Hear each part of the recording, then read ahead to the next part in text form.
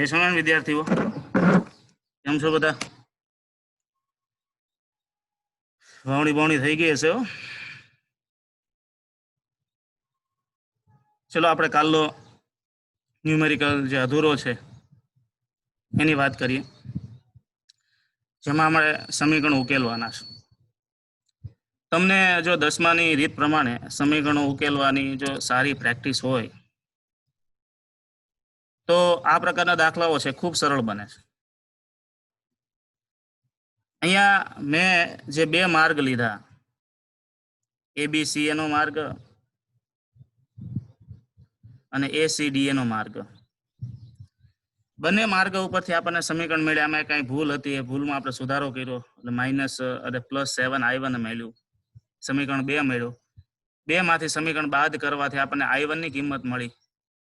રકમમાં આપણને એમ કીધું છે દરેક શાખાનો પ્રવાહ, તો એક શાખાનો પ્રવાહ i1 પણ છે, એટલે એક જવાબ તો આપણને મળી ગયો. બરાબર. આપણી પાસે 3 અચળો છે, જેમાં i1, i2 અને i3 3 વસ્તુ છે. હવે આપણે એવો માર્ગ પસંદ કરીએ કે જેમાં આપણને i2 અને i3 નો સંબંધ મળતો હોય. એટલે પરિપથમાં જુઓ તો પરિપથમાં હવે આપણે આ માર્ગ લીધો, આ માર્ગ લીધો, આ બંને માર્ગ ઉપરથી આપણને બે સમીકરણો મળ્યા. હવે આમાં એક ત્રીજો માર્ગ છે, એ ત્રીજો માર્ગ આપણે આ ટૂંકો લઈ લઈએ, જેમાં BC D અને V આ ટૂંકો માર્ગ લે એટલે આમાં i1 i2 અને i3 બંને આવી જશે, એનું એક સમીકરણ મળશે. બરાબર. એટલે આમ જોવા જઈએ તો એવું હોય કે તમને પરિપથમાં જેટલા લૂપ દેખાય ને એ બધા લૂપ ને તમે ઉકેલો ને એટલે લૂપ ઉપરથી મને સમીકરણો બનવા, અને સમીકરણ ઉકેલો એટલે તમને i1 i2 i3 એ બધી કિંમતો મળે. કદાચ આ પ્રકારના દાખલાના તમે તમારી રીતે પણ ઉકેલી શકો છો. બરાબર. એવું નથી કે હું જે માર્ગ બનાવું ને હું જે માર્ગે સમીકરણ મેળવું એ રીતે તમારે કરવું. તમે તમારી રીતે પણ માર્ગ બનાવીને સમીકરણ બનાવી શકો. આન્સર બધા સેમ જ આવશે, એમાં કોઈ ભૂલ નહીં આવે, સિમિલર જ આવશે. તો હવે માર્ગ લઈએ BE2DCB માટે, BE2DCB માટે, એટલે એ માર્ગ છે કે BE2DC અને B આ માર્ગે આપણે આગળ જઈએ. તો ચલો B થી ચાલ્યા જઈએ. આવું એટલા માટે કરવું પડે કે જો આપણે i2 અને i3 મેળવવાના બાકી છે, એટલા માટે આ માર્ગ લેવો પડશે. તો ચલો B થી શરૂઆત કરીએ. તમે આમ ચાલો છો, પેલા પ્લસ આવ્યો પછી માઇનસ આવ્યો એટલે -E2 થશે. ત્યાંથી અહીંયા આવ્યા, અહીંયા પ્રવાહ તમારી સામે આવે છે, પણ અહીંયા જે પ્રવાહ સામે આવે છે એ અવરોધ છે R3, બરાબર, સોરી R4, અને આખાને ગુણ્યા i2 + i3 - i1 એને ગુણ્યા R4. પછી ત્યાંથી આગળ જશો એટલે પછી આ અવરોધ આવશે ફરીથી એ R, અને એમાંથી પસાર થતો પ્રવાહ i2 અને i3 છે. તો ચલો એ માર્ગે ચાલ્યા જઈએ. તો i2 + i3 - R1 આખાને ગુણ્યા R3 એવું આપણે નામ આપ્યું છે, એટલે R3 પ્લસ i2 + i3 એને ગુણ્યા R2. એટલે કાલે મેં તમને જેમ નામ આપ્યા હતા એમાં R1, R2, R3, આને કીધું છે R4 અને આને કીધું છે R5. બરાબર. એ પ્રમાણે કિંમતો મૂકતા સમીકરણો બન્યા. એ સમીકરણમાં બધી કિંમત મૂકો. -E2 એટલે -5 છે, i1 i2 - i1, i1 + i2 - i3, R3 ની કિંમત 2 ohms, R2 ની કિંમત 2 ohms. આ મૂકીને સાદરૂપ આપતા એક સમીકરણ મળ્યું, જેમાં 4i2 મળે છે, પછી 4i3 મળે છે અને 2i1 મળે છે. હવે જો આપણે i2 અને i3 નું સમીકરણ બનાવવું હોય તો i1 ની કિંમત લેવી પડે. i1 ની કિંમત અહીંથી મળી 2.5, એ આમાં મૂકી દઈએ. તો સમીકરણ 3 માં i1 બરાબર 2.25 લેતા ત્યાં એક ભૂલ હશે, 2.5 હશે, ભૂલથી 2.25 થઈ ગયું છે. બરાબર. તો i1 બરાબર 2.5 લેતા 4i2 3i3 4i3 2 એને ગુણ્યા 2.5 - 5 = 0. એટલે 4i2 4i3 -5 is equal two 0, બરાબર. -5 એટલે -10 આ બાજુ આવે એટલે +10 થશે. 4i2 plus 4i3 is equal two 10. આ સમીકરણ 4 બન્યું. 3 માં તમે i1 ની કિંમત મૂકો એટલે 4 બનશે, અને 1 માં તમે i1 ની કિંમત મૂકો એટલે સમીકરણ 1 લ્યો કે પછી 2 લ્યો તોય ચાલે, જે સારું લાગે. તો અહીંયા સમીકરણ 1 માં i1 ની કિંમત મૂકો. સમીકરણ 1 ક્યાં છે? ઉપર છે. એ સમીકરણ 1 માં i1 ની કિંમત મૂકો એટલે આ i1 ની કિંમત મૂકો એટલે એ સમીકરણ છે i2 અને i3 માં રૂપાંતર થાય, કારણ કે i1 છે એ એની કિંમત મુકાઈ જશે, બરાબર. કારણ કે 3 અચળ નો ચાલે, 3 ચલ નો ચાલે, એમાંથી 2 માં રૂપાંતર કરવું પડે. તો 1 માં એ કિંમત મૂકવાથી આપણે સમીકરણ મળ્યું 4i2 -6i2 -2i3, બરાબર, પ્લસ 7.5 ઇઝ ઇક્વલ ટુ 0. તો હવે 4 અને 5 બે સમીકરણોમાંથી તમે જુઓ કે તમારે i1 અથવા i3 ની કિંમત મેળવવી છે. તો શું કરશો? તો સમીકરણ 4 છે ને એને 2 વડે ભાગી નાખો, બરાબર. આને 2 વડે ભાગી નાખો એટલે 2i2 થઈ જાય, 2i3 થશે અને ઇઝ ઇક્વલ ટુ 5 થશે. અહીંયા પ્લસ 2i3 છે ને અહીંયા -3 છે. પછી આની સાથે સરવાળો કરો, i3 વાળું પદ છે એ કેન્સલ થશે અને i2 વાળું પદ છે એ મળશે, બરાબર. તો સમીકરણ 4 ને 2 વડે ભાગી અને 5 સાથે સરવાળો કરતા તો આ રીતે એની વાત થઈ. અહીંયા સરવાળો કરો એટલે આપણને મળશે -i2, પણ બે બાજુથી માઇનસ માઇનસ છે એ પ્લસ કરી દઈએ. આ બરાબરની બીજી બાજુ એટલે માઇનસ થઈ જાય, -5 ના પ્લસ, પણ બરાબરની બીજું માઇનસ માઇનસ એ પ્લસ થઈ જાય. એ તો માઇનસ પ્લસ નો કોમન કાઢ્યું છે. તો એ સાદરૂપ આપતા આપણને i2 બરાબર મળશે 2.5/4, એટલે i2 બરાબર 0.625 મળે. તો i1 મળી ગયું, i2 મળી ગયું. હવે તમારી પાસે જે સમીકરણ છે એમાં i1 i2 મૂકી દો એટલે i3 મળી જવાનું. કોઈ પણ એક સમીકરણનો ઉપયોગ કરો, એમાં કિંમત મૂકી દો એટલે i2 ની કિંમત સમીકરણ 4 માં લેતા. તો સમીકરણ 4 હતું એમાં i2 ની કિંમત મૂકી, આ 4 છે એમાં i2 ની કિંમત મૂકી અને i3 આપણે ગણી લેવાનો છે. તો i3 આપણને મળે છે 1.875. વિદ્યાર્થીઓ, મેં છે ને જે ક્રમ આપ્યા છે એ ક્રમ પ્રમાણે તમારે સોલ્યુશન આપવું એવો હું આગ્રહ નથી રાખતો, એવો પરીક્ષક પણ આગ્રહ નથી રાખતો, બરાબર. હવે જુઓ, કદાચ કોઈ વિદ્યાર્થી એવું કરે, આમાં ધ્યાન આપજો, કે આને સમીકરણ 1 કહી દે, આ લૂપનું સમીકરણ 1 કહી દે, આ લૂપનું સમીકરણ 2 કહી દે, આ લૂપનું સમીકરણ 3 કહી દે અને સાદરૂપ આપે તો પણ ચાલે. અથવા તો કોઈ વિદ્યાર્થી એવું પણ કરી શકે, ધ્યાન આપજો, કે અહીંયાથી લઈ આ આમ આખો રાઉન્ડ મારે એનું સમીકરણ. પણ તમારે યાદ રાખવાનું, લૂપ શક્ય એટલો નાનો લેવાનો. તમે જેટલો લૂપ નાનો લેશો એટલું તમને સમીકરણ નાનું મળશે, અને નાનું સમીકરણ મળશે તો ઉકેલ ઝડપથી આવશે, બરાબર. તમે ખોટો મોટો લૂપ લઈ લો, પછી માનો કે હું મારે એક સમીકરણ બનાવું તો અહીંથી આમ થઈ, અહીંથી આમ થઈને, અહીંથી આમ થઈને, અહીંથી આમ રિટર્ન થઈને આમ બનાવી શકે, એવું નથી. આમાં તો ઘણા બધા લૂપ છે, 1 લૂપ, 2 લૂપ, 3 લૂપ, આ બેને ભેગા કરો 4 લૂપ, આ બેને ભેગા કરો 5 લૂપ, આ બેને ભેગા કરો 6 લૂપ, બરાબર. તો 6 કે 7 લૂપ બને છે. પણ આખું તમે લો તો 8 લૂપ થાય, તો 8 સમીકરણ બને. એમાંથી કોઈ પણને તમે ઉકેલો તો જવાબ મળે, એવું નથી. તમને જે સારું લાગે એ રીતે ઉકેલવાનું. એટલે આ દાખલાની પ્રેક્ટિસ છે એ તમારે તમારી જાતે કરવી પડશે તો ખ્યાલ આવશે. તો ચલો, આમાં કોઈને પ્રશ્ન હોય તો પૂછી શકે છે.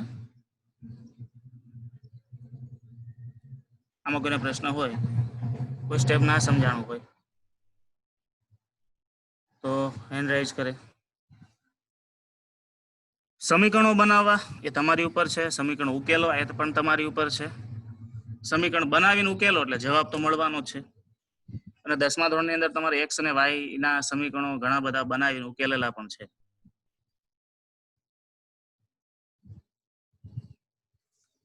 ચાલો આગળ જઈએ નવી થિયરીમાં. થિયરીનું નામ છે, ટાઇટલ લખો, વિસ્ટન બ્રિજ. ટાઇટલ લખો વિસ્ટન બ્રિજ. વિસ્ટન નામનો એક વૈજ્ઞાનિક, એને એક પરિપથ બનાવીને સમજાવ્યો છે, એને આપણે વિસ્ટન બ્રિજ કહીએ છીએ, અને એ મુદ્દો છે 3.14. તો વિદ્યાર્થીઓ ટાઇટલ લખજો 3.14 વિસ્ટન બ્રિજ. પછી આના પછી એક મુદ્દો આવશે પોટેન્શિયોમીટર બ્રિજ, અને પછી જૂલ અસર. એ 3 મુદ્દા પૂરા થાય એટલે ચેપ્ટર નંબર 3 પૂરું થઈ જશે. દાખલાઓ મોટાભાગના જે મોટા દાખલાઓ છે આપણે કવર થઈ ગયા. એક બે વિસ્ટન બ્રિજના દાખલાઓ છે એ પછી આપણે લઈશું, હવે જે નેટવર્ક છે વિસ્ટન બ્રિજ ઉપરથી છે. તો એક વિસ્ટન નામનો વૈજ્ઞાનિક, એણે એક બ્રિજની રચના સમજે. બ્રિજ એટલે મેં તમને કીધું જેમાં 4 કમ્પોનેન્ટ હોય અને પતંગ જેવી રચના બનતી હોય એને આપણે બ્રિજ કહીએ છીએ. કેપેસિટર માટે પણ બ્રિજ બન્યા હતા. આ વિસ્ટન બ્રિજ છે એ શેના માટેનું છે? તો કે અવરોધ માટેનું બ્રિજ છે, બરાબર. જ્યારે અવરોધ કે આપણે રેઝિસ્ટન્સ ના બ્રિજની વાત કરવાની હોય તો વિસ્ટન બ્રિજ છે એ સૌથી ટોપ ઉપર આવતો હોય. તો આ જે વિસ્ટન બ્રિજ છે એ વિસ્ટન બ્રિજમાં નો ઉપયોગ શું? તો વિસ્ટન બ્રિજનો ઉપયોગ શું? તો અજ્ઞાત અવરોધ મેળવવા માટે. વિદ્યાર્થીઓ તમારે 12માની અંદર ત્રીજો પ્રેક્ટિકલ છે મીટર બ્રિજનો, તો પછી મીટર બ્રિજ આવશે. આ મીટર બ્રિજનો પ્રેક્ટિકલ છે વિસ્ટન બ્રિજનો પ્રેક્ટિકલ કહેવાય, અને તમારે લેબની અંદર પરફોર્મ પણ કરવાનો છે. આ જે બ્રિજ દેખાય છે ને, બ્રિજ આપણે લેબની અંદર પરફોર્મ કરીશું, બરાબર. વિસ્ટન બ્રિજ છે એ જ આપણે મીટર બ્રિજ તરીકે ઓળખતા હોય છે. સિદ્ધાંતિક બ્રિજ છે વિસ્ટન બ્રિજ છે. હવે જે પ્રેક્ટિકલી એનું આપણે રૂપાંતર કરીએ અને પ્રેક્ટિકલ લેબની અંદર ડિઝાઇન કરીએ તો એ વિસ્ટન બ્રિજ અને મીટર બ્રિજ તરીકે ઓળખાય છે. બીજી કોઈ નવી વસ્તુ નથી, સિદ્ધાંત બેનો એકનો એક જ છે. તો વિદ્યાર્થીઓ આ બ્રિજ છે એ પ્રેક્ટિકલ માટે અને સામાન્ય નેટવર્કના સોલ્યુશન માટે પણ અગત્યનો છે, બરાબર. આપણે જે નિયમ લીધો હતો વોલ્ટેજમાં કે ભાઈ બ્રિજ સમતુલ્ય હોય તો બ્રિજ સમતુલ્યની મેથડ પણ આમાં આવશે. કેપેસિટર બ્રિજ આપણે ભણ્યા છે ને, વિસ્ટન બ્રિજમાં બહુ તકલીફ નહીં પડે, સિમિલર છે મોટાભાગની વસ્તુઓ. જ્યારે બ્રિજ બેલેન્સ હોય ત્યારે વચ્ચેની બ્રાન્ચનો કરંટ શૂન્ય હોય એટલે વચ્ચેની બ્રાન્ચનો કેપેસિટર આપણે દૂર કરતા, એમાં અવરોધ હોય તો અવરોધ દૂર કરવાનો. એટલે બ્રિજ સોલ્વ કરવાની જે મેથડ છે ને કેપેસિટર માટે અને અવરોધ માટે સિમિલર છે, ખાલી શ્રેણી ને સમાંતરના સૂત્રો બદલાય. બાકી ફરીથી રીઅરેન્જ કરવું, રીઅરેન્જ કર્યા પછી ને શોર્ટ આઉટ કરવું, આ બધા જ મુદ્દાઓ છે એકદમ કોમન હોય છે, બરાબર. તો 13.14 નો મુદ્દો છે વિસ્ટન બ્રિજ.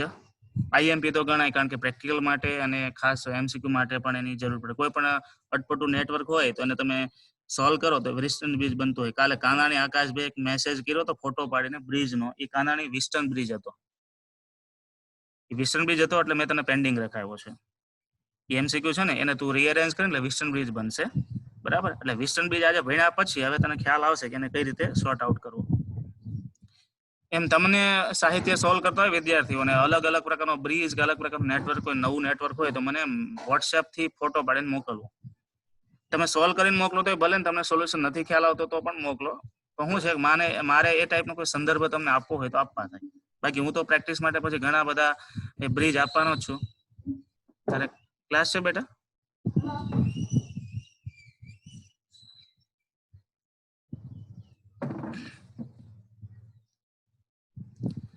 તો આ જે બધા બ્રિજ છે એ બ્રિજ એ રીતે મળી શકે. તો વિદ્યાર્થીઓ પ્રશ્ન લખો, પ્રશ્ન લખો.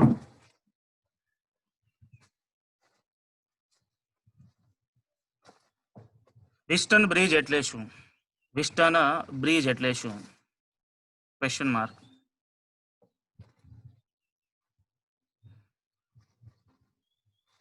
બ્રિજની બેલેન્સની પરિસ્થિતિ માટે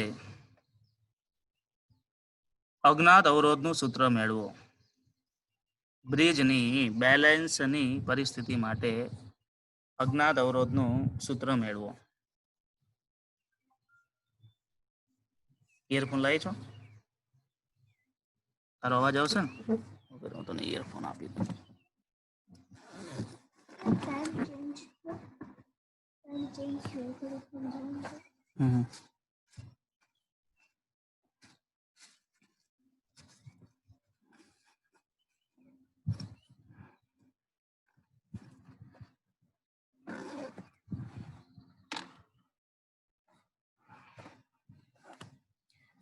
તો આમાં એ વાત આપણે સમજવાની છે વિદ્યાર્થીઓ કે તો વેસ્ટર્ન બ્રિજ કોને કહેવાય? તો એમાં લખો જી, લખો જી 4 અવરોધો. વેસ્ટર્ન બ્રિજ એટલે શું? તો લખો એમાં વ્યાખ્યા. 4 અવરોધોને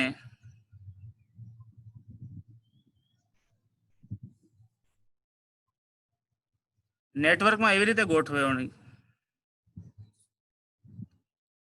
4 અવરોધોની નેટવર્કમાં એવી ગોઠવણી હોય કે જેમાં 3 જ્ઞાત અવરોધની મદદથી 3 જ્ઞાત અવરોધની મદદથી અંકલ આ ખુરશી અહીંયા ઉપર રહેવા દઉં છું, મારે ટાઈમ કેમ એક અજ્ઞાત અવરોધનું મૂલ્ય મેળવી શકાય. એક અજ્ઞાત અવરોધનું મૂલ્ય મેળવી શકાય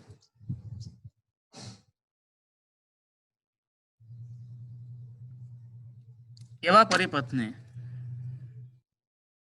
પરિપથને વેસ્ટર્ન બ્રિજ કહે છે.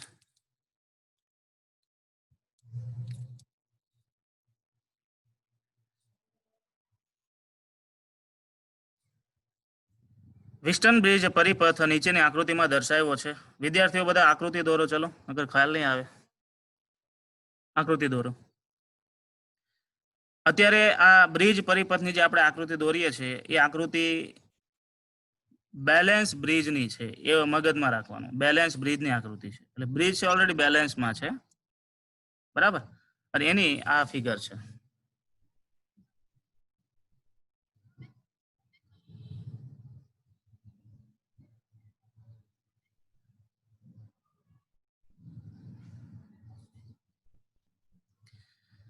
તો ચલો R1 R2, જો મેં જે રીતે R1 R2 બતાવ્યા છે ને એમ જ બતાવજો, નહીતર પછી ભૂલ થશે કે મારે સમીકરણ R1 R2 R3 R4. જો કેપેસિટરમાં મિત્રો આ રીતે લખાવ્યા છે C1 C2 C3 C4, આમ જ લખાવ્યા હોય.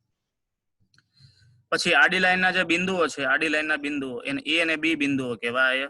ઊભી લાઈનના જે બિંદુઓ છે એને C ને D બિંદુ કહેવાય.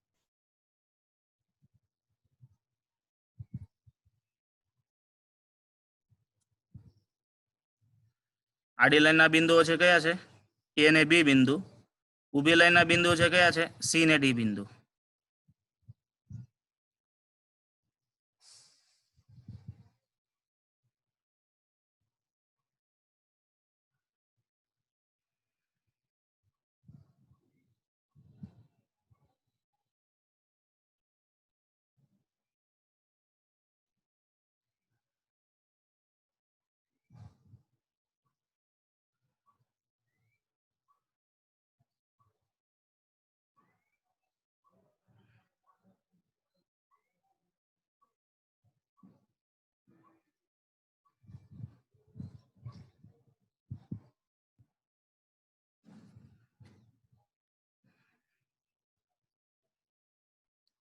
હવે જે ઉપરની બ્રાન્ચનો જે પ્રવાહ છે,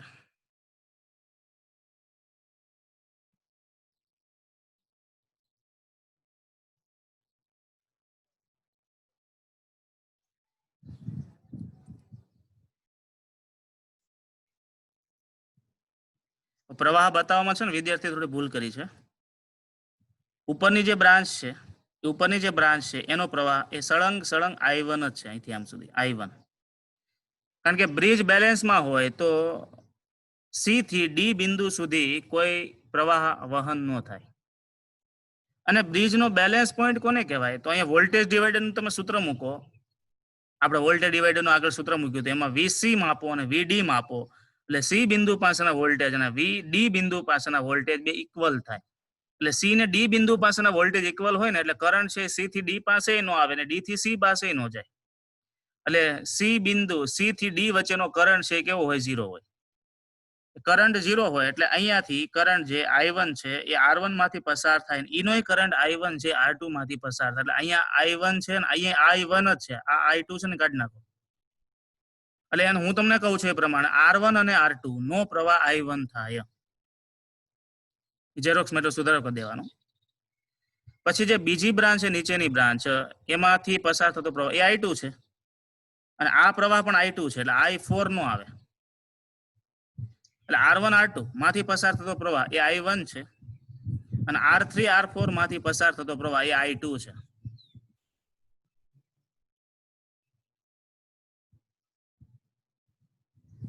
R1 R2 માંથી પસાર થતો પ્રવાહ એ I1 છે અને R3 R4 માંથી પસાર થતો પ્રવાહ એ I2 છે.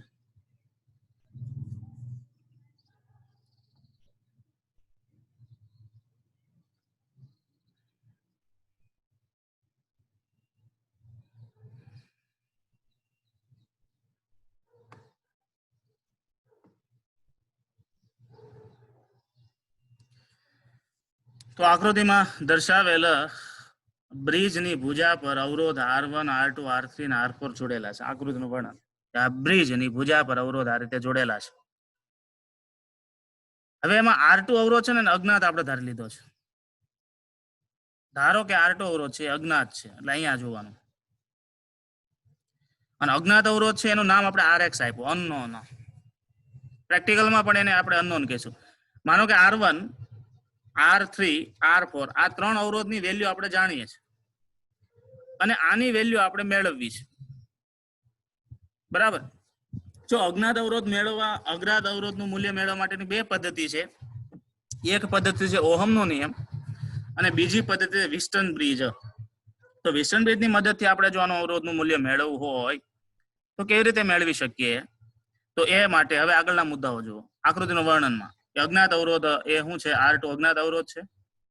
પછી R1 R3 R4 એ જ્ઞાત અવરોધ છે. એ અને બી બિંદુ વચ્ચે બેટરી જોડેલ છે. તો એ અને બી બિંદુ વચ્ચે બેટરી જોડેલ છે. તો એ અને બી બિંદુ વચ્ચે બેટરી જોડેલ છે. બરાબર. સી અને ડી બિંદુ વચ્ચે સી અને ડી બિંદુ વચ્ચે પ્રવાહની હાજરી જોવા માટે ગેલ્વેનોમીટર. યાદ રાખજો વિદ્યાર્થીઓ, ગેલ્વેનોમીટરની મદદથી પ્રવાહની હાજરી જોઈ શકાય કે પ્રવાહ હાજર છે કે નહીં. બરાબર. પ્રવાહનું મૂલ્ય ના જોઈ શકાય.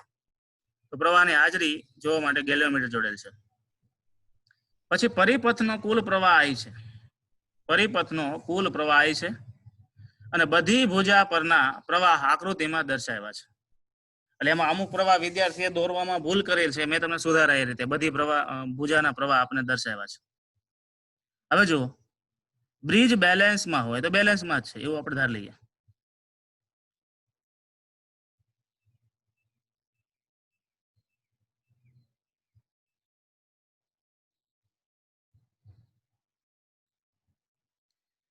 બ્રિજ બેલેન્સમાં હોય તો સી અને ડી બિંદુ પાસે વોલ્ટેજ સમાન હોય. સી અને ડી બિંદુ પાસે વિદ્યુત સ્થિતિમાનનો તફાવત છે. જો સી અને બી બિંદુ પાસે વોલ્ટેજ સમાન હોય તો વિદ્યુત સ્થિતિમાનનો તફાવત કેવો હોય? 0 હોય કે નહીં? અહીંયા ને અહીંયા વોલ્ટેજ સમાન હોય તો તફાવત કેટલો હોય? 0 હોય કે ન હોય?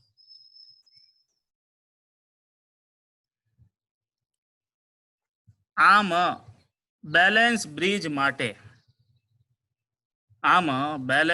બ્રિજ માટે ગેલ્વેમીટરનો પ્રવાહ શૂન્ય હોવાથી તેનું આવર્તન શૂન્ય થાય.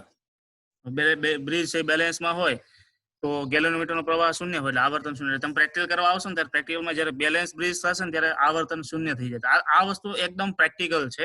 એટલે પ્રેક્ટિકલમાં તમે આવો ત્યારે એક્ઝેક્ટ ખ્યાલ આવે. આમ બધું આમ લખવાથી તેમ બહુ ખ્યાલ ન આવે. કારણ કે તમે પ્રેક્ટિકલ કરશો એટલે ખ્યાલ આવશે. બેલેન્સ બ્રિજ હોય તો પ્રવાહ શૂન્ય થઈ જાય અને પ્રવાહ શૂન્ય હોય તો આવર્તન પણ શૂન્ય થઈ જાય. હવે બેલેન્સ બ્રિજ માટે અજ્ઞાત અવરોધનું સૂત્ર નીચે મુજબ તારવી શકાય. તો માર્ગ ACDA માટે હાલો માર્ગ ACDA માટે કિર્ચોફનો નિયમ લાગુ પાડો. A C D અને A આના માટે કિર્ચોફનો નિયમ લાગુ પાડે. અહીંથી ચાલો -I1 R1 પ્રવાહ તમારી સાથે છે. આ બ્રાન્ચનો પ્રવાહ 0 છે એટલે કઈ કરવાનું નથી. ત્યાંથી અહીંયા આવી ગયા. અહીંયાથી આવ્યા એટલે plus I2 R3 is equal two 0. બરાબર. પ્રવાહ તમારી સામે આવ્યો એટલે -I1 R1 plus I2 R3 બરાબર ઇઝ ઇક્વલ ટુ 0. આમાંથી આપણે સંબંધ મળ્યો I1 R1 is equal two I2 R3. સમીકરણ 1 તરીકે હારી ગયેલો. પછી CB DC માટે કે CBDC માટે પ્રવાહ પસાર થાય એટલે આ પ્રવાહ પસાર થઈ ગયેલો થયો I1 એટલે -I1 R2 અહીંથી આમ આવ્યા એટલે plus I2 R4 is equal two 0. બરાબર. તો -I1 R2 plus I2 R4 લખ્યું છે બરાબર લખ્યું છે પણ આકૃતિમાં ભૂલ થઈ છે. R4 is equal to 0. તો I1 R2 is equal to I2 R4 is equal to એટલે સમીકરણ 1 અને 2 નો ગુણોત્તર લઈ લો એટલે જવાબ મળ્યો. જો આપણે કેમ C1 C2 is equal to C3 C4 લેતા તેમ R1 R2 R1 upon R2 is equal to R3 upon R4 ગુણોત્તર ફેરવી નાખો તો R3 upon R1 upon R3 is equal to R2 upon મેં તમને કીધું આડે આડો ગુણોત્તર અથવા ઉભે ઉભો ગુણોત્તર આ બેલેન્સ બ્રિજ માટેનું સૂત્ર મળ્યું બરાબર. એમાંથી આપણે R2 બરાબર અજ્ઞાત અવરોધ RX લઈ લો. R2 બરાબર અજ્ઞાત અવરોધ શું છે RX એટલે RX ને કરતા બનાવો બરાબર. તો RX is equal to શું થશે આને કરતા બનાવો એટલે R4 એને ગુણ્યા R1 upon R3 તો R4 R1 upon R3 બરાબર. આ અજ્ઞાત અવરોધનું મૂલ્ય એટલે R1 આપણે જાણીએ છીએ, R4 આપણે જાણીએ છીએ, R3 આપણે જાણીએ છીએ. આ ત્રણેય મૂલ્ય જાણીતા હોય તેના પરથી અજ્ઞાત અવરોધ RX મળી જાય વિદ્યાર્થીઓ. આ રીતે વિસ્ટન બ્રિજની મદદથી આપણે કોઈ પણ અજ્ઞાત અવરોધનું મૂલ્ય મેળવી શકીએ બરાબર. હવે કોલેજની અંદર જશો ત્યારે વિસ્ટન બ્રિજનો તમને ડાયરેક્ટ પ્રેક્ટિકલ આવશે પણ સ્કૂલની અંદર વિસ્ટન બ્રિજનો પ્રેક્ટિકલ મીટર બ્રિજ સ્વરૂપે આ લોકો મૂકે છે. મીટર બ્રિજના સ્વરૂપેથી આપણે એ સૂત્ર તારવવાનું હોય. તો વિદ્યાર્થીઓ વિસ્ટન બ્રિજમાં કોઈને પ્રશ્ન હોય તો પૂછે, નહીતર પછી આપણે મીટર બ્રિજ ઉપર જઈએ. કારણ કે વિસ્ટન બ્રિજમાં જો પ્રશ્ન હશે તો મીટર બ્રિજમાં તો રહેવાનો જ છે.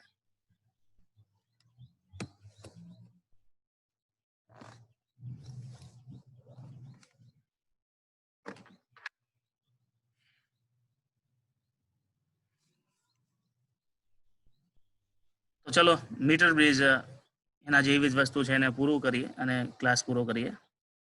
થોડી વાર જ લાગશે. વિસ્ટન બ્રિજ થઈ ગયું એટલે મીટર બ્રિજમાં કઈ વાત નથી. હવે જો પછીનું ટાઇટલ લખો મીટર બ્રિજ. મીટર બ્રિજ ટેક્સ્ટબુકમાં જોવા જઈએ તો ટેક્સ્ટબુકમાં વિસ્ટન બ્રિજ નું આ સૂત્ર અહીંયા સુધી આવ્યું. પછી એક ઉદાહરણ નંબર 8 આવે છે એને આપણે પેન્ડિંગ રાખીએ અત્યારે, એ તો થઈ જવાનું છે. અને પછી અલગથી મુદ્દો છે મીટર બ્રિજ એટલે અલગથી આખી થિયરી છે. જૂના સિલેબસમાં વિસ્ટન બ્રિજ અને મીટર બ્રિજ બે એક સાથે એક ટોપિકમાં આવતા. અહીંયા બે ટોપિક અલગ કરી નાખ્યા છે. ફરક કાંઈ નથી, એકનો એક સિદ્ધાંત છે. તો આગળનું ટાઇટલ લખો 3.15. ટાઇટલ લખો 3.15 મીટર બ્રિજ. તમે જે પ્રેક્ટિકલ કરવા આપણે પ્રેક્ટિકલમાં એને વિસ્ટન બ્રિજ તરીકે જ ઓળખતા હોય છે, ઘણી વખતે મીટર બ્રિજ તરીકે ઓળખતા હોય છે. વિસ્ટન બ્રિજ કે મીટર બ્રિજ કે પ્રેક્ટિકલી પોઈન્ટ ઓફ વ્યૂ તો બધા મીટર બ્રિજ જ થાય. સિદ્ધાંત એમાં વિસ્ટન બ્રિજ નો આવે છે.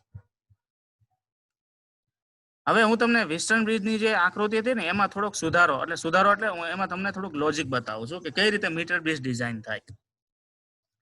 લેબની અંદર તમને અમે બે અવરોધ આપીએ છીએ. એમાં એક અવરોધ અજ્ઞાત હોય. ધ્યાન આપજો, બરાબર ધ્યાન આપજો, હું બોલું છું. એમાં લેબની અંદર અમે જે અવરોધ તમને પ્રેક્ટિકલ કરવા આપીએ છીએ ત્યારે એક અવરોધ અજ્ઞાત હોય અને બીજો છે એ જ્ઞાત હોય. બે જ અવરોધ હોય અને બાકીનો એક લાંબો તાર આપેલો હોય. તાર ખરેખર તમારે વિસ્ટન બ્રિજનો પ્રેક્ટિકલ કરવો હોય તો તમારે ત્રણ જ્ઞાત અવરોધની જરૂર પડે અને એક અજ્ઞાત અવરોધની જરૂર પડે. આ વાસ્તવિકતા છે.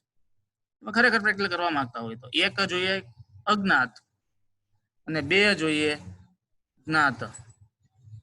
બરાબર, ત્રણ જોઈએ જ્ઞાત. પણ અહીંયા લેબની અંદર તો તમને એક અજ્ઞાત આપીએ છે ને એક જ્ઞાત આપીએ છે અને એક તાર આપીએ છે. અહીંથી આમ તાર, પણ અહીંથી તમે આમ તાર જોડી દો તો તાર ની લંબાઈ સાથે એનો અવરોધ મળે કે ન મળે? આપણે જોયું અવરોધ જે શેમાંથી બને? તારમાંથી જ બને છે. અને એ તારમાંથી બનતો અવરોધ છે તારની લંબાઈના સમપ્રમાણમાં છે, કારણ કે R બરાબર ρ L ના છેદમાં A. તમને ચોક્કસ લંબાઈ વાળો તાર આપી દે, અહીંથી આમ તાર આપી દે અને તમે વચ્ચે અહીં જોડાણ કરી દો તો તારના બે ભાગ થઈ ગયા. એક ભાગ છે ને L1 કહેવાય, બીજો ભાગ છે ને L2 કહેવાય. તો L1 L2 લંબાઈના તાર એ એક ચોક્કસ અવરોધ આપે કે ન આપે? બરાબર, એ ચોક્કસ અવરોધ આપે. એ અવરોધ છે એ R3 અને R4 નું કામ કરે. તાર છે અને તારના બે ભાગ કર્યા, ભાગ એટલે જોડાણથી ભાગ કર્યા. અહીંયા જોડાણ આપી દો એટલે બે ભાગ થઈ ગયા. એ બે ભાગ છે એની લંબાઈ L1 અને L2 હોય અને એ લંબાઈનો અવરોધ જે મળે એ અવરોધ આપને અજ્ઞાત અવરોધ મેળવવા માટે કામ લાગશે. તો હવે R3 અને R4 ની જગ્યાએ તારની લંબાઈ L1 અને L2 ને આપણે ધ્યાનમાં લેવા હોય અને એને જોડી દઈએ તો એ વેસ્ટર્ન બ્રિજ મટીને શું થઈ જાય, મીટર બ્રિજ. તો પ્રશ્ન આવો છે.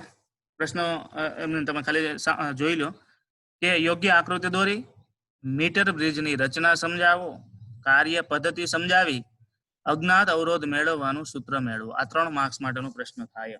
યોગ્ય આકૃતિ દોરીને, બરાબર. એટલે જે મીટર બ્રિજ હોય એમાં 3 પટ્ટી હોય છે. એમાં 2 પટ્ટી છે ને એ એલ આકારની હોય, ધાતુની પટ્ટી હોય.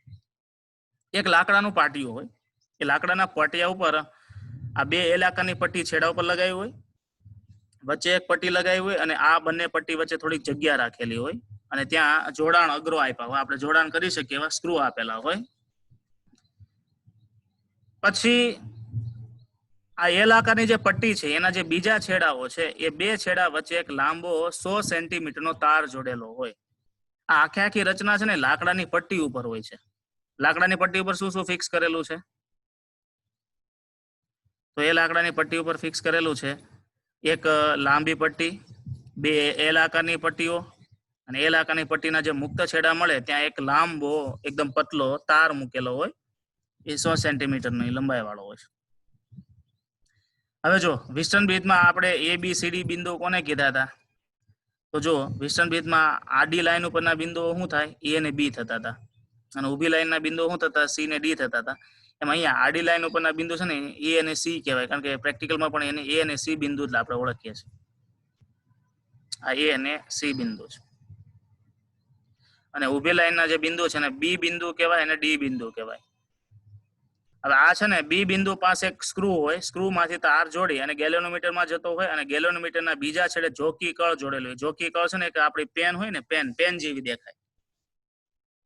એક લાંબો સ્ક્રૂ હોય અને થોડો આમ ચપટો હોય, તાર ઉપર સરકાવવા માટે, તાર સાથે આમ કોન્ટેક્ટમાં રાખવા માટે એ એક ગોઠવણી હોય છે. આ બધી વસ્તુ બહુ પ્રેક્ટિકલ છે. લેબની અંદર પ્રેક્ટિકલ કરશો ત્યારે બધો ખ્યાલ આવશે, ત્યારે તમે થિયરી પણ યાદ કરાવીશું. તો આ રીતે છે. અહીંયા આ જોઈન્ટ આપ્યું એટલે આ તારના 2 ભાગ થઈ ગયા, L1 અને આ L2. કુલ લંબાઈ કેટલી હતી? 100 સેન્ટીમીટર. 100 સેન્ટીમીટરમાંથી L1 લંબાઈ બાદ કાઢો એટલે આ L2 વધે. L2 કેટલા વધે? 100 - L1 થાય કે ન મળે? હવે જુઓ, આ જે પહેલી ગેપ છે એમાં RX મૂક્યો છે, અજ્ઞાત અવરોધ. બીજી ગેપમાં જ્ઞાત અવરોધ પેટી મૂકેલી છે, જેનો અવરોધ આપણે જાણતા હોઈએ, અજ્ઞાત છે. L1 L2 આપણે જાણતા નથી, અને તટસ્થ બિંદુ માટે L1 અને L2 આપણે ગોતવાના હોય છે. ચલો હવે આપણે આકૃતિનું વર્ણન કરીએ. સી ને એ બિંદુ વચ્ચે એક બેટરી લગાવી છે. બેટરીને જોકી કળ સાથે જોડીને C પાસે જોડેલી છે. જોકી કળ બંધ કરો તો પરિપથ ચાલુ થાય, જોકી કળ કાઢી લો તો પરિપથ બંધ થઈ જાય. બરાબર. આ બેટરી એપ્સિલોન મૂલ્યની લગાવેલી છે. આ આખો જે પરિપથ છે, પરિપથનું વર્ણન અહીંયા આપને નીચે સમજાવે છે.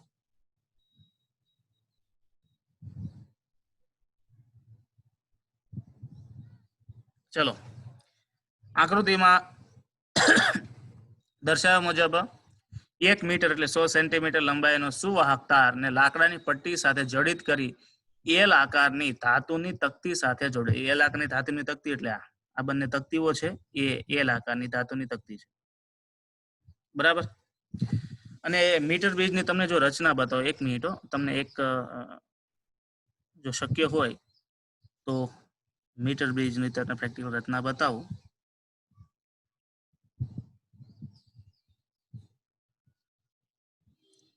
નેટમાં કદાચ આવશે તો તમને એક્ઝેક્ટ ખ્યાલ આવે કે આ ઇન્સ્ટ્રુમેન્ટ કેવું હોય છે.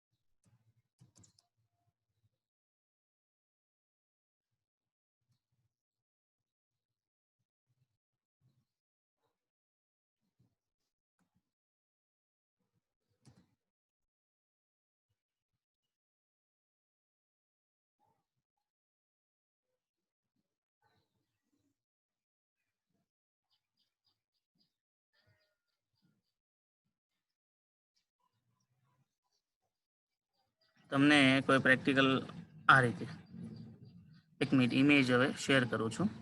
અલગ અલગ પ્રકારની ઇમેજ છે.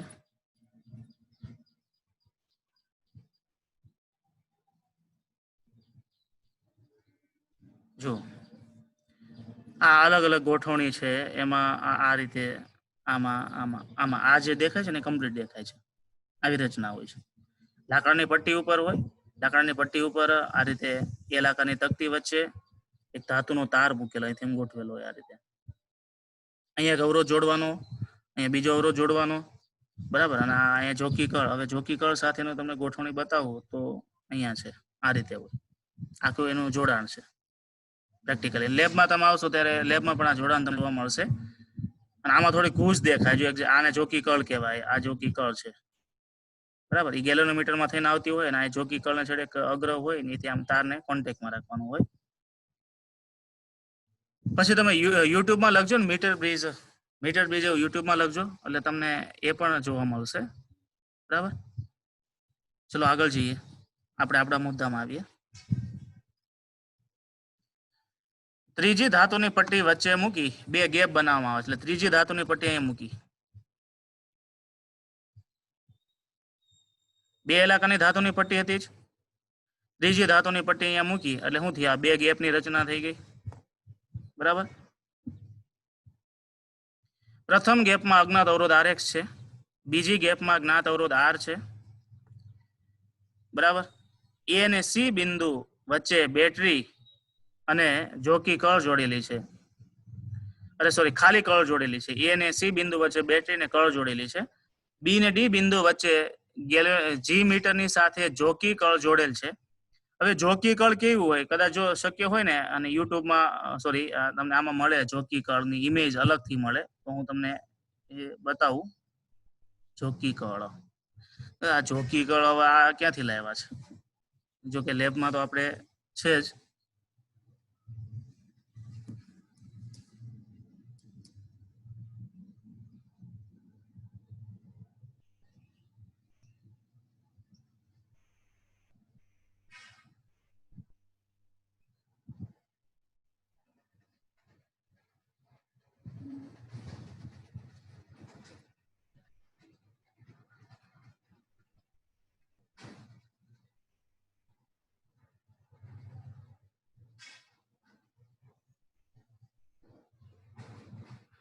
નથી, આ જોકીમાં તો જોકીના બરમુડા આવે છે. તો કોઈકને એવું લાગશે સાહેબ હું ચાલુ કર્યું, પણ એ પેન ટાઈપની હોય છે.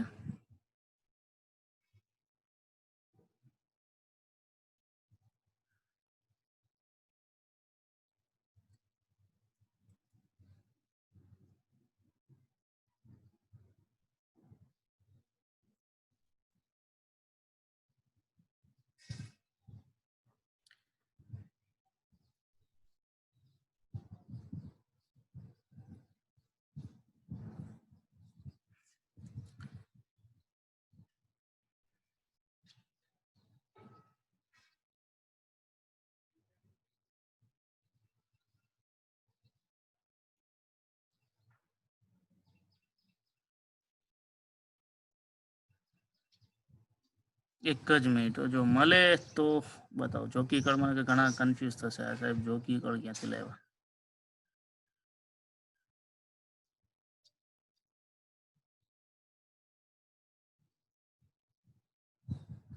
જો વિદ્યાર્થી આમાં આ છે ને જોકી કળ કહેવાય. જો આમાં કમ્પ્લીટ દેખાય છે. આ ગેલોનોમીટર એક વચ્ચેનો છેડો હતો, ત્યાંથી ગેલોનોમીટરમાં જોડ્યું અને ગેલોનોમીટરના બીજા છેડેથી આ રીતે આમ હોય. એટલે આ છે એ અહીંથી આમ અંદરથી જોડાયેલી હોય. એટલે આને તમે અહીં ટચ કરાવો એટલે એટલી લંબાઈ ધ્યાનમાં લેવાની. જે બિંદુ સાથે તટસ્થ બિંદુ મળે એટલી લંબાઈ ધ્યાનમાં લેવાની હોય. આ કમ્પ્લીટ છે, બરાબર. અને અલગ અલગ ઇમેજમાં સોરી એક જ મિનિટ, મારે તમને શેર કરવાનું રહી ગયું. હું શેર કરું છું. એક મિનિટ. બુક શેર થઈ છે, ક્રોમની ઇમેજ શેર નથી થઈ.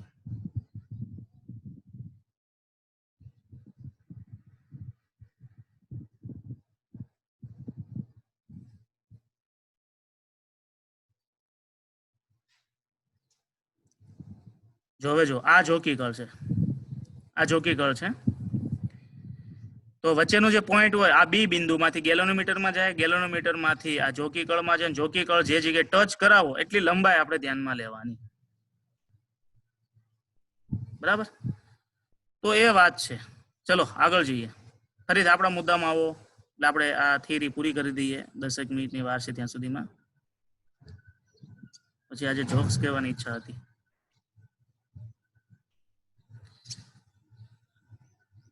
કાર્ય પદ્ધતિ. એ થી ડી તારની લંબાઈ કેટલી થાય? એ થી ડી તારની લંબાઈ L1 છે. જો એ ડી તારની લંબાઈ, આ એ થી ડી તારની લંબાઈ કેટલી છે? L1 છે. અને એનો અવરોધ કેટલો થાય? આર એડી આપણે ધારી લઈએ. એમાં આ ડી થી સી તારની લંબાઈ કેટલી થાય? L2 થાય. અને 100 - L1 કરવી પડે. તો ડી થી સી સુધીનો લંબાઈ એ L2 થાય અને 100 - L1 એને આર ડીસી કહેવાય.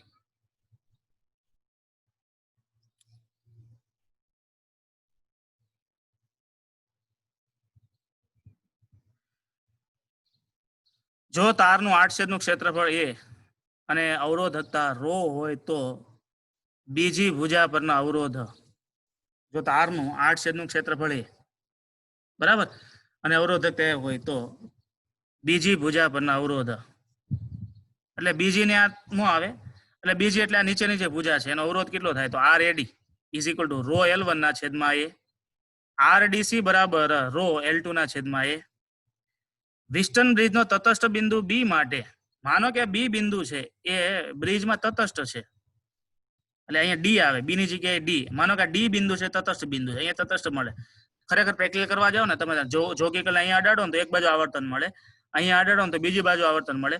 પછી તમે કળને ખસેડતા ખસેડતા ખસેડતા ખસેડતા ગમે તે કોઈ પોઈન્ટ ઉપર લાવો જેના કારણે ગેલોનોમીટરનું આવર્તન શૂન્ય થઈ જાય. આવર્તન આ આખે પ્રેક્ટિકલ મુદ્દો છે, એટલે બહુ અત્યારે સમજવા ટ્રાય નહીં કરતા. પ્રેક્ટિકલમાં તમે જ આ તટસ્થ બિંદુ ફાઇન્ડ આઉટ કરવાના છો. જેવું ચાલુ છે ને પહેલા રાઉન્ડમાં જ વિદ્યુતના પ્રેક્ટિકલ બધા મૂકી દઈશ સીધા જ, એટલે આ બધા વિદ્યુતની જે થિયરીઓ છે ને ઓહમના નિયમને બધી ક્લિયર થઈ જાય. તો તટસ્થ બિંદુ છે એ બિંદુ પાસે મળતું હોય, અરે ડી બિંદુ પાસે મળતું હોય તો આનો નાનો ગુણોત્તર, આડે આડો ગુણોત્તર, એટલે RX ના છેદમાં L1 is equal two R ના છેદમાં L2 એવું કહી શકાય. આડે આડો ગુણોત્તર, ઉભે ઉભો ગુણોત્તર. તો વિસ્ટન બ્રિજના તટસ્થ બિંદુ ડી માટે, અહીં બી નો આવે, ડી આવે, ડી માટે બ્રિજ બેલેન્સમાં હોય તો RX ના છેદમાં R is equal two R AD ના છેદમાં RDC. આડો આડો ગુણોત્તર લ્યો. આડે આડો ગુણોત્તરમાં શું થાય? RX upon R is equal two R AD ના છેદમાં RDC. બરાબર. ચલો R AD બરાબર શું છે? રો L1 ના છેદમાં એ, રો L2 ના છેદમાં એ કેન્સલ. તો RX ને કરતા બનાવો. RX બરાબર શું થાય? તો R રો કેન્સલ થયા, L1 ના છેદમાં L2. હવે તમારે ગણવાનું શું છે? L1 L2 તટસ્થ બિંદુ મળે એ ક્યાં મળે? તો કે L1 મળે અને L2 મળી જાય. L1 L2 મળી જાય તો અજ્ઞાત અવરોધ મળી જશે, કારણ કે જ્ઞાત અવરોધ R આપણને આપ્યો છે. L1 L2 તમે પ્રેક્ટિકલી ગણી શકો છો. કેટલા સેન્ટીમીટર મળ્યું, એટલા સેન્ટીમીટર મળ્યું, એટલા સેન્ટીમીટર મળ્યું, એ પ્રમાણે તમે કિંમતો મૂકો એટલે તમને RX ની વેલ્યુ મળી જાય. આનું તમારે બીજી રીતે સૂત્ર જોવું હોય તો L2 બરાબર શું છે? 100 - L1. તો RX બરાબર શું થાય? R L1 ના છેદમાં 100 - L1. બરાબર. તો L2 બરાબર શું થાય? 100 - L1. બરાબર. તો આવી રીતે મીટર બ્રિજની મદદથી તમે અજ્ઞાત અવરોધ મેળવી શકો છો. વિદ્યાર્થીઓ, હવે મીટર બ્રિજ અને વિસ્ટન બ્રિજ ઉપરના જે દાખલાઓ છે એની વાત આપણે કાલે કરીશું. એ સિવાય તમને કઈ પ્રશ્ન હોય તો પૂછી શકે, નહીતર આપણે ક્લાસ પૂરો કરીએ.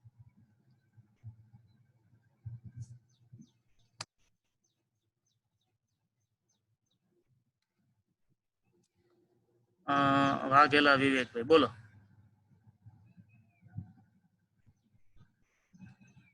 વિવેક વાઘેલા રાઇઝ હેન્ડ કર્યો તો તમને અનમ્યુટ કર્યા છે.